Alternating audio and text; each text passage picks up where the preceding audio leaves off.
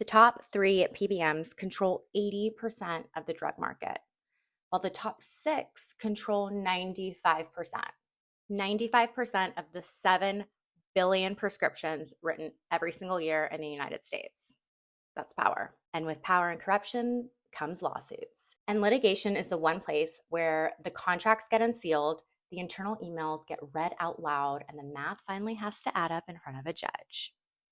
This case that we're looking at reads like an antitrust textbook, and that's because the alleged conduct is the oldest sin in the book: competitors agreeing not to compete.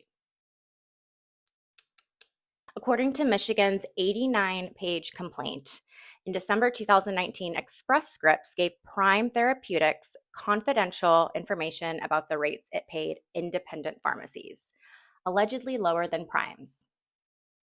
They also let them know the per fill fees it charged them, allegedly higher than Prime's. In exchange, Prime agreed to match those rates and fees and pay Express Scripts a cut. This is so messy. The arrangement effectively handed Express Scripts price control over Prime's 30 million beneficiaries, stacking them on top of its existing 75 million. So combined leverage, that's over 105 million patients. The complaint alleges that the resulting reimbursement rates were below what pharmacies paid to acquire the drugs. So in other words, they were guaranteed a loss. Pharmacies could eat the loss, or they could lose access to a network of 105 million patients, which for many meant going out of business entirely.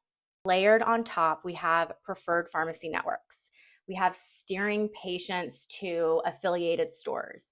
We have caps on refills at non-affiliated pharmacies. And then, of course, we have aggressive specialty drug designations that forced most of the profitable prescriptions into the PBM's own pharmacies. Let's talk about the human impact.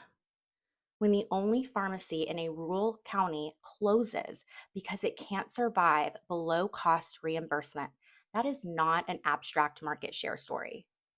It's a pharmacy desert, a community where the nearest place to fill a prescription is like an hour away. And you have to go to CVS and wait in that drive-through line for at least 30 minutes. Michigan brought claims for restraint of trade, public nuisance, and unjust enrichment, alleging the conduct decreased healthcare access, raised costs, and wiped out small businesses statewide. This case is specific to Michigan, but the conduct it alleges is nationwide.